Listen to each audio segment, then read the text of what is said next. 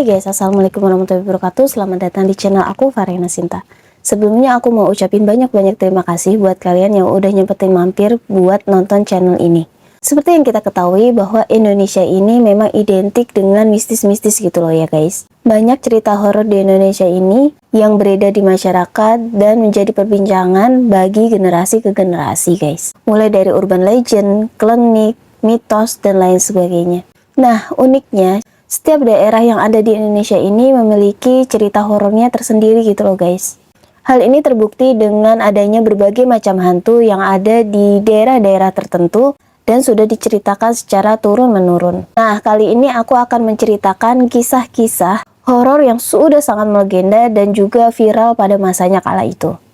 Nggak perlu berlama-lama lagi, mari kita langsung eksekusi videonya. Cerita horor Indonesia pertama adalah Si Manis Jembatan Ancol. Mungkin buat kalian yang kelahiran 1990-an ini udah nggak asing lagi dengan nama hantu tersebut ya guys ya.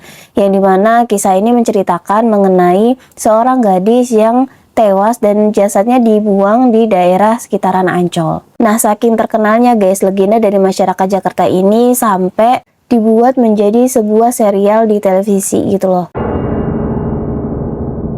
Nah, ada dua versi yang berkembang di kalangan masyarakat mengenai hantu Si Manis Jembatan Ancol ini guys. Nah, yang versi pertamanya ini menceritakan mengenai seorang gadis muda yang bernama Maryam yang kala itu tinggal bersama ibunya beserta seorang saudagar kaya gitu loh guys. Nah, pada suatu ketika si saudagar kayanya ini ternyata jatuh cinta kepada si Maryam ini guys. Tapi kala itu si Maryam tidak menyukai si saudagar kaya ini dan memilih untuk kabur melarikan diri. Namun naas guys, di tengah pelariannya justru si Maryam ini malah bertemu dengan beberapa preman gitu loh guys.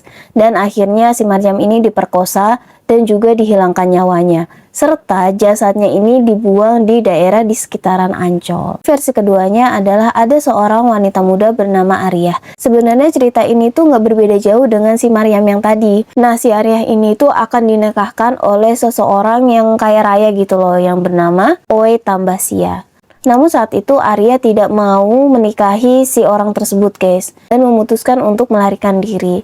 Namun naas guys, di tengah pelariannya si Arya ini ternyata Arya tertangkap oleh preman-preman yang dimana itu adalah tangan kanannya si Oe Tambasia ini. Nah, kala itu meski si Arya ini sempat melawan atau melakukan perlawanan, namun ia tetap tidak berhasil mengalahkan beberapa preman tersebut. Dan akhirnya ia pun dibunuh di tangan preman-preman tersebut dan jasadnya ini dibuang di sekitaran Ancol.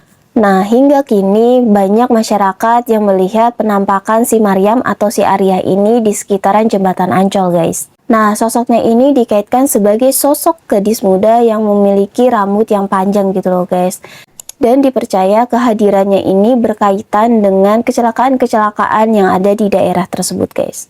Cerita menyeramkan dari Si Manis Jembatan Ancol ini juga pernah dialami oleh pelukis yang bernama Mbah Broto. Kedua, Mbah Broto ini adalah seorang pelukis yang memang berada di daerah sekitaran situ.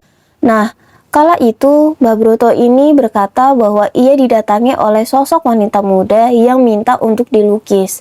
Namun ketika Mbah Broto ini belum menyelesaikan lukisannya, tiba-tiba si wanita tersebut pun pergi. Mbah Broto sempat mencari dan akhirnya menemukan si gadis tersebut guys. Namun, yang dilihat Mbah Broto ini benar-benar mengejutkan. Yang dilihat oleh Mbah Broto ini adalah sosok wanita muda itu ternyata terbang melayang perlahan ke atas dan menjauh guys. Bagaimana menurut kalian mengenai cerita yang satu ini? Jangan lupa tulis pendapat kalian di kolom komentar ya. Yang kedua ada kisah Nyi Roro Kidul. Bagi kalian mungkin yang udah ngikutin konten-konten aku sebelumnya, aku juga udah pernah membahas tentang Nyi Roro Kidul ini guys. Pasti kalian semua udah pada tahu ya guys ya. Cerita Nyi Roro Kidul ini sebenarnya sudah sangat melekat di benak masyarakat Jawa, khususnya di pesisir pantai selatan. Nah, sebenarnya tuh banyak banget versi yang menyebutkan asal-usul beliau gitu loh. Salah satu versinya yaitu Nyi Roro Kidul ini sebenarnya seorang anak dari Prabu Siliwangi yang saat itu adalah seorang raja di daerah Pajajaran. Ia bernama Putri Kandita. Nah, kala itu kehadirannya Putri Kandita ini sebenarnya tidak disukai oleh ibu tirinya dan juga saudaranya gitu loh.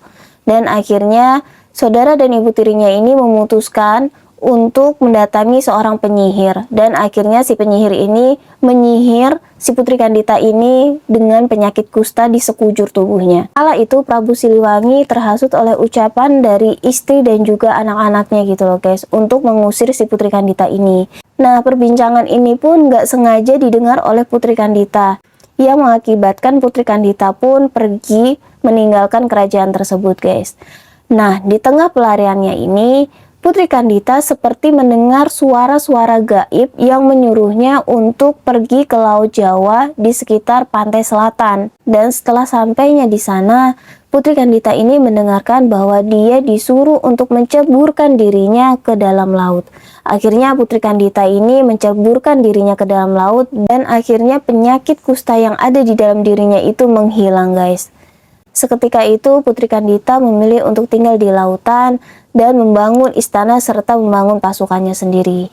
Cerita yang menyeramkan dan juga melegenda adalah siapapun yang mendatangi pesisir pantai selatan ini dilarang menggunakan pakaian hijau. Bagi siapapun yang memakai pakaian hijau di sepanjang pantai selatan ini akan tertimpa kesialan, yakni diculik oleh penguasa pantai selatan tersebut guys. Pertama, ia akan dijadikan pasukan oleh Nyi Roro Kidul ini, atau yang kedua, dia akan dijadikan dayang di istana Nyi Roro Kidul tersebut. Terlepas benar atau tidaknya rumor tersebut, masyarakat di daerah pesisir pantai selatan ini mempercayai akan hal tersebut guys. Nah, bagaimana menurut pendapat kalian? Apakah kalian memiliki pendapat lain? Tulis komentar kalian di kolom komentar ya. Yang ketiga ada pasar hantu di Gunung Lawu. Mendaki gunung adalah hal yang paling menyenangkan bagi sebagian orang. Namun bagaimana guys, jika hal yang menyenangkan ini berubah menjadi hal yang paling menyeramkan? Seperti yang kita ketahui guys, Gunung Lawu ini berada di perbatasan antara Kota Karanganyar Jawa Tengah dan juga Kota Magetan di daerah Jawa Timur. Alasan inilah yang dijadikan bahwa Gunung Lawu ini menjadi tempat favorit bagi para pendaki. Nah, namun guys, Gunung Lawu ini bukanlah gunung biasa, sebab banyak pendaki yang menemui kejadian mistis yang ada di sana. Sejumlah kejadian mistis ini banyak ditemui, seperti adanya pasar di lereng gunung. Cukup aneh memang, karena sangat jarang ada pasar di daerah pegunungan. Namun guys, pasar ini bukan pasar sembarang pasar. Pasar ini merupakan pasar setan yang berada di pos 5 jika kalian mendaki dan melewati via Candi Ceto. Nah, masyarakat di sana itu mempercayai jika kalian melewati pasar tersebut dan mendengar ada yang mengatakan mau beli apa, para pendaki pun harus menjawab pertanyaan tersebut guys. Jika kalian ditawari oleh sesuatu, kalian harus menolak dan kalian harus mengambil sesuatu di tempat itu, misalnya seperti batu atau ranting. Tidak sampai di sana aja guys, kalian juga harus melemparkan sejumlah uang ke arah di mana sumber suara tersebut berasal. Jadi kayak langsung ngelemparin ke arah di mana kalian mendengar suara tersebut. Karena konon katanya, jika kalian tidak melakukan hal tersebut, kalian akan ditimpa kesialan selama mendaki di Gunung Lawu, seperti disesatkan atau diculik oleh jin-jin penunggu di sana. Bagaimana menurut kalian guys? Apakah kalian percaya mengenai rumor tersebut? Yang keempat, kuyang. Cerita horor Indonesia lainnya berasal dari Kalimantan yang bernama hantu kuyang. Sosoknya ini seperti manusia pada umumnya gitu loh guys, kalau lagi siang hari. Namun, sosoknya ini berubah begitu menyeramkan ketika di malam hari guys. Sosok kuyang ini dapat melepaskan kepala dari tubuhnya gitu loh. Tidak sampai di situ. Kepala tersebut terbang bersama organ dalam seperti usus, hati, lambung, dan sebagainya. Nah, ciri-cirinya ketika dia terbang itu ada sebuah api yang mengikutinya dari arah belakang. Jadi di belakangnya itu ada api gitu loh, yang mengikuti dia gitu guys, si kuyang ini. Ia juga digambarkan memiliki 2 taring di sisi kiri dan kanan mulutnya.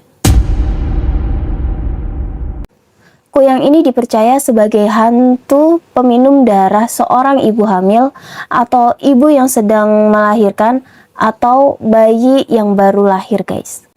Nah, biasanya agar korbannya ini tidak curiga, si kuyang ini menjelma menjadi seekor kucing atau burung gitu.